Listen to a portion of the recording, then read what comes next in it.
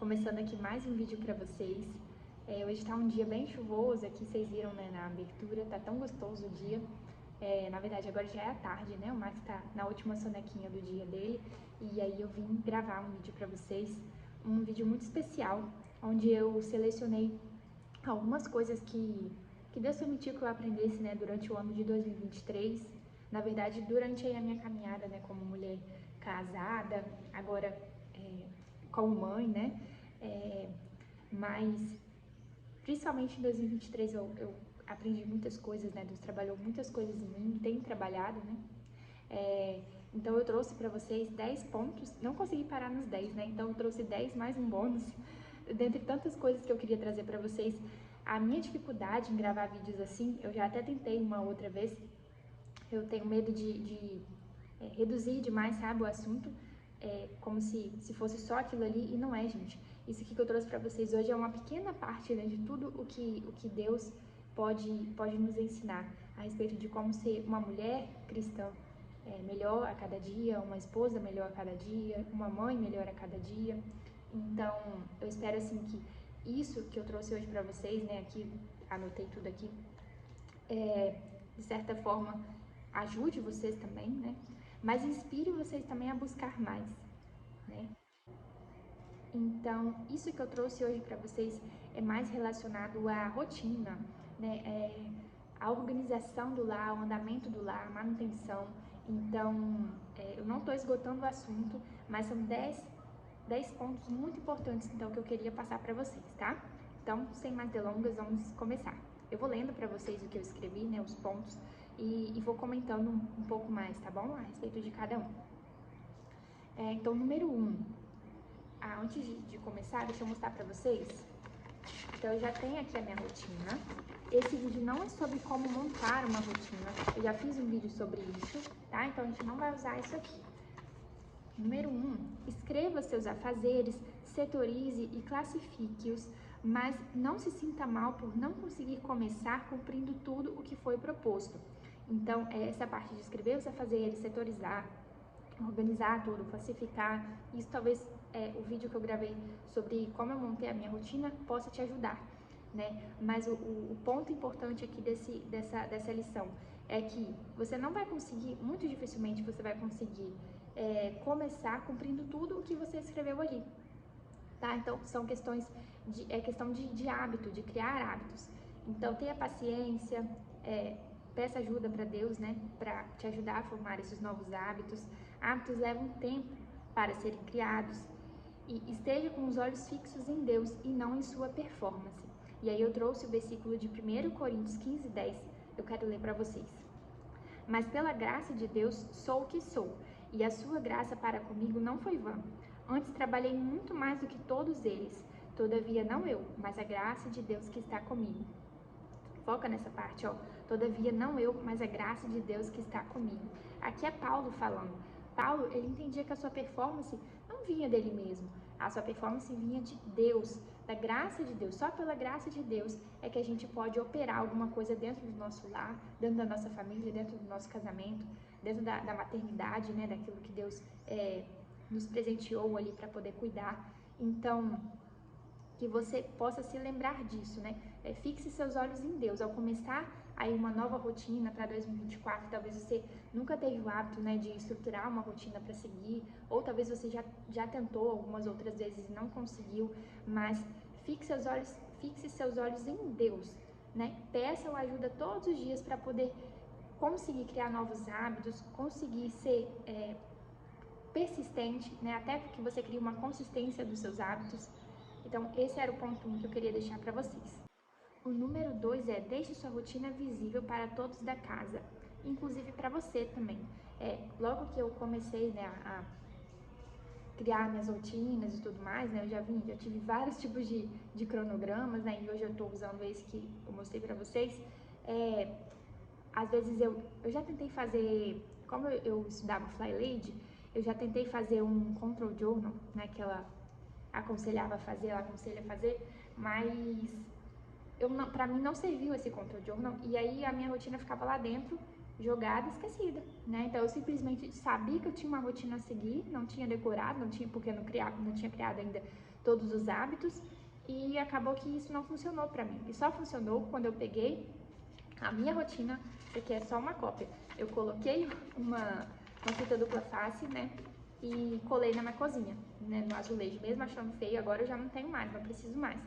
Mas eu tinha ela ali colada no azulejo. Quando eu fizer meu armário, eu pretendo, na parte de dentro do armário, né, de uma forma que vai ficar organizado ali, colar essa rotina e algumas outras coisas também, alguns outros documentos que eu gostaria de ter visíveis, mas então o importante desse ponto 2 é que você tenha isso com você no dia a dia. Até também, se você não gosta de ter papel, né? Eu gosto muito de papel, mas se você não gosta, que seja de forma digital, né, mas que seja um lugar onde você acessa sempre, né, que fique visível ali, por exemplo, no seu celular ou na área de trabalho do seu computador, né, então torne isso mais executável, vamos dizer assim, né, deixando visível, né, deixando fazer parte ali do seu dia. Número 3, não se compare com outras mães e esposas. Não caia na tentação de invejar o progresso do outro. Peça ao Senhor para levantar pessoas que sirvam de encorajamento e inspiração para você. Sobre isso também eu não tenho muito mais o que acrescentar, gente. É algo muito importante, né, gente? E para a gente pecar nisso é daqui para ali, né? Então que a gente possa olhar os outros não com olhos de inveja, mas de admiração, de inspiração e observando sempre, né? Que às vezes a pessoa ela tem uma qualidade muito bem desenvolvida, não seria qualidade, uma habilidade, essa era a palavra que eu queria falar, uma habilidade muito bem desenvolvida, mas a gente não sabe o que aquela pessoa já passou até desenvolver toda aquela habilidade, né? Não sabe tudo que Deus já ensinou para aquela pessoa até que ela chegasse àquele ponto. Então, peça para que observe, né, a si mesmo e peça para que Deus trabalhe em você aquilo que Ele acha que precisa ser trabalhado, né? Para que Ele aprimore em você habilidades que precisam ser aprimoradas. 4. Ore continuamente durante o dia. 5. Revise o planejamento da sua semana todo domingo à noite e faça uma lista de pendências para serem resolvidas durante a semana. Eu falei com vocês, né, que eu tenho uma lista de pendências que eu deixo num grupo de WhatsApp que eu criei só comigo mesma. E lá eu coloco as minhas pendências, né? Eu costumo fazer também esse planejamento, então, todo domingo à noite, para poder organizar a semana, já olhar se vai ter algum compromisso fora de casa, né? Pra gente poder se organizar mesmo. Então, isso é muito importante. Foi algo que eu aprendi com o tempo e que eu não deixo mais de fazer. Número 6. Entenda que o seu hoje começou na noite de ontem. E, gente, isso é tão importante. Foi um hábito que eu demorei a criar. Eu tinha muito hábito de organizar a casa antes de dormir, né? Isso aí acho que talvez eu já tinha antes de casar, não sei. Mas a questão, por exemplo, da louça na pia. Como que isso faz diferença, né? Você acordar com uma cozinha toda limpinha, a bancada enxuta, né? Sem água acumulada, porque pra mim também não adianta muito eu só lavar e deixar a louça ali secando, que aí eu vou acordar com um monte de aguinha empoçada pela bancada da pia, né?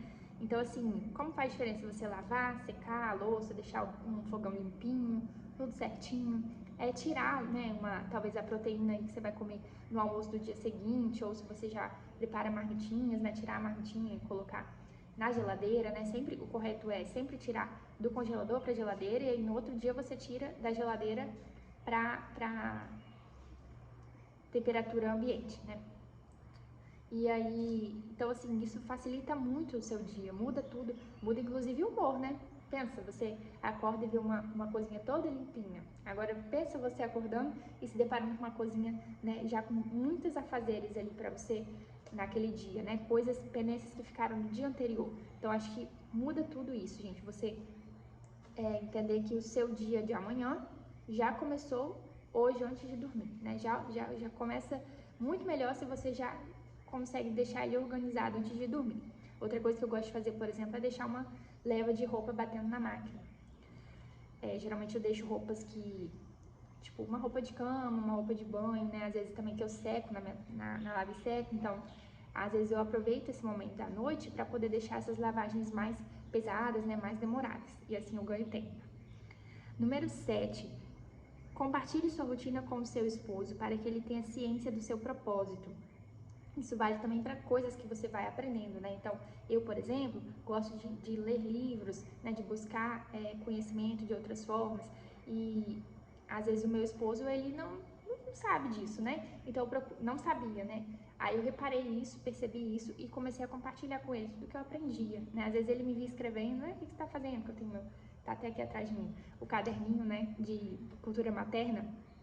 Então, agora tudo que eu acho válido compartilhar com ele, eu compartilho, né? Até porque ele tem um pouco mais de dificuldade de leitura, né? Ele é muito inteligente, tem muita facilidade para aprender, mas não por leitura, assim, não tem muita paciência para ler. Então, eu sempre procuro compartilhar com ele, né, sobre minhas leituras e tudo mais. Mas esse ponto, eu abri esse assunto, né? Mas na verdade o que eu trouxe nesse ponto 7 é sobre compartilhar também para que você possa pedir que o seu marido, né, como cabeça do lar, que ele possa orar por você, né? Então ele sabe também, né, do que você tem falhado, sabe das suas falhas, sabe das suas dificuldades. Então para que você peça a ele para orar junto com você, orar por você, né, naquilo que Deus precisa trabalhar em você, né, que Deus precisa aprimorar. E agora vamos ao ponto 8. Entenda seu papel como mulher e o papel do seu esposo como homem. Esse que foi um ponto que eu relutei em colocar, né? Porque eu sei que dá muito pano pra manga, dá pra fazer um vídeo só sobre isso, né? Mas, primeiro que eu tenho a falar, gente, se você é uma mulher cristã e se incomoda com isso que eu acabei de dizer, né? Que a mulher tem um papel e que o homem tem outro papel, né? Que Deus criou dessa forma, assim, pode saber que tem algo errado, né? Peça a Deus para então te revelar essas verdades, porque essa é a verdade, né? Deus criou homem e mulher, cada um com seu papel. Quando ele projetou a família, ele pensou em papéis para cada um exercer. E aí, o que eu anotei aqui foi sobre feminismo e machismo, né? Como que essas filosofias vêm tentando tirar isso das famílias cristãs. Então, vem acontecendo isso, achei que não estava filmando, vem acontecendo isso e muitas vezes a gente não percebe. Eu trouxe até o livro para vocês que eu tô lendo agora em janeiro, que é esse aqui, ó, Esposa Excelente. E ela fala sobre o feminismo, né? Ela fala que ela era uma mulher muito feminista. Inclusive, quando eu ganhei esse livro, eu ganhei da minha irmã mais velha. Eu torci um pouco o nariz para esse título, né? Esposa Excelente. Né? Para quem não sabe, eu sou formada em psicologia. E talvez quando ela me presenteou com esse livro, eu estava muito imersa, né, em algumas correntes da psicologia e torci o nariz para esse título, né? Esposa Excelente. Mas é uma perspectiva bíblica, né? Não sei se vocês viram o subtítulo. E lendo esse livro, gente, como ele tem sido benção, eu recomendo muito para vocês, né? É a minha rotina, é a minha leitura desse mês. E então a Marta, ela fala, né, que ela era uma pessoa. Deixa eu ler para vocês um trecho aqui.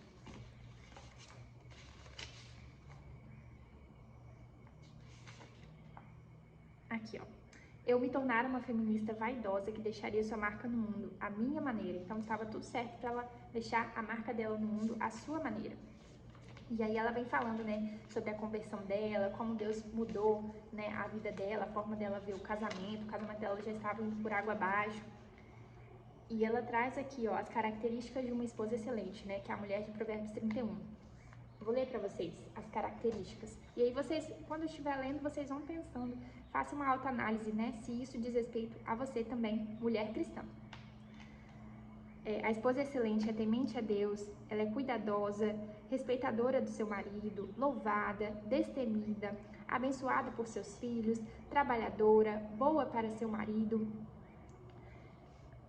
de valor excepcional, generosa, sábia, confiável, bondosa. Essas são uma das qualidades que ela cita, né, da mulher virtuosa, que é citada em Provérbios 31. E aí, só para finalizar para vocês sobre esse livro, ela fala que as esposas são indesculpáveis. Uma vez que Deus tem providenciado ricamente tudo que a esposa cristã necessita em sua batalha contra o pecado, não há desculpa para ela. Seu amoroso, misericordioso e santo Deus tem providenciado verdadeiramente tudo o que ela precisa para tornar-se uma esposa piedosa, para tornar-se a esposa excelente que ele quer que ela seja. E mesmo quando ela peca, pode ser perdoada. Se confessarmos os nossos pecados, ele é fiel e justo para nos perdoar os pecados e nos purificar de toda injustiça. 1 João 1,9. Enfim, né? Então, é um livro que eu recomendo muito para vocês. E a gente está aqui falando sobre as funções, né, de homem e mulher. Então, esse livro vai trazer bastante sobre isso. Mas é um assunto também que, se vocês quiserem, eu posso trazer um vídeo, né? E é isso. Me incomoda muito o que o feminismo vem colocando na cabeça das pessoas. E assim, o feminismo, ele, ao mesmo tempo que ele quer aumentar, né, o valor da mulher, ele vai diminuindo o valor do homem. Então isso tem feito com que muitos homens, dentro do seu lar, homens cristãos, tenham perdido a essência, tenham esquecido da importância que eles têm em Cristo, né? Da importância que eles têm ali como pai, né? Como marido dentro de casa, né? Da sua função. Então, eles têm sido diminuídos. Assim penso eu. E aí, o porquê também que eu trouxe sobre isso, né? Porque eu entendo que os afazeres domésticos são de minha responsabilidade, né? E aí, isso não quer dizer que o Matheus não possa fazer nada. Essa semana, por exemplo, até subi um vídeo, né, dele fazendo uma moqueca, porque o Matheus, ele gosta de cozinhar. Então, mas ele fez porque ele quis, né? Ou talvez, né, eu possa até pedir ele, né, estou com vontade de comer a moqueca que você faz, mas enfim, não é uma obrigação dele, é uma obrigação minha. Então foi uma exceção aí, foi um dia que ele quis cozinhar, se prontificou, talvez ele tenha sentido que eu estava um pouco mais cansada, né, porque eu estava realmente, mas, enfim, as tarefas domésticas são de responsabilidade da mulher, e você entender isso faz com que você carregue os seus afazeres, né, com mais leveza, entendendo que aquilo é o ministério de Deus na sua vida, né, foi algo que Deus te chamou para cumprir. E aí eu anotei aqui também algo que me lembra. Precisei parar aqui, gente, porque escureceu e meu celular tinha acusado memória cheia. E aí eu tava falando e vi que não tava filmando. Ai, meu Deus. Vamos lá, então, continuando, né? Eu tava comentando aqui sobre a finalização aqui do ponto 8, né? A respeito do papel do homem e da mulher, falando que uma frase que é muito conhecida, né, de Freud: todo excesso esconde uma falta. E isso me remete muito a essa questão do feminismo e do machismo, né? Feminismo e machismo são extremos, né? São extremistas, são excessos. Então, o que você acha, né? Uma pergunta para você pensar. O que você acha que tem por trás de todo esse excesso? Que falta é essa que existe? Né? Só para você refletir.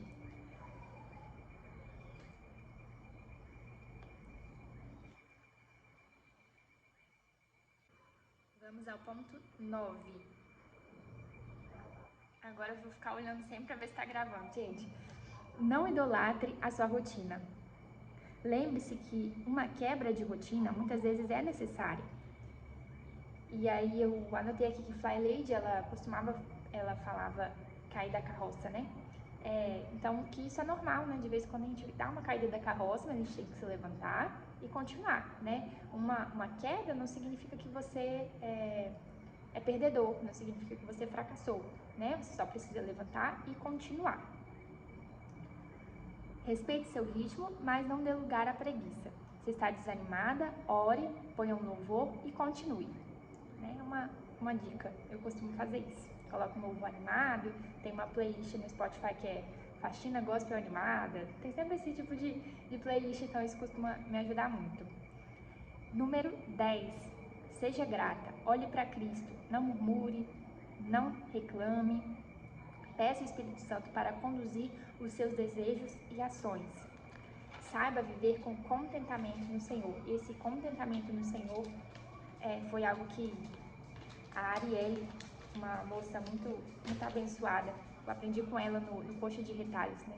Foi um projeto dela e do esposo, e eu nunca me esqueço, né? Nunca mais me esqueci desde que eu vi aquele vídeo, sobre aprender a ter contentamento no Senhor, né? As tarefas de casa, elas são repetitivas, elas não terminam, mas que a gente faça e refaça, mas que seja com contentamento no Senhor. Descanse nos braços do Pai e observe Ele carregando todos os seus fardos.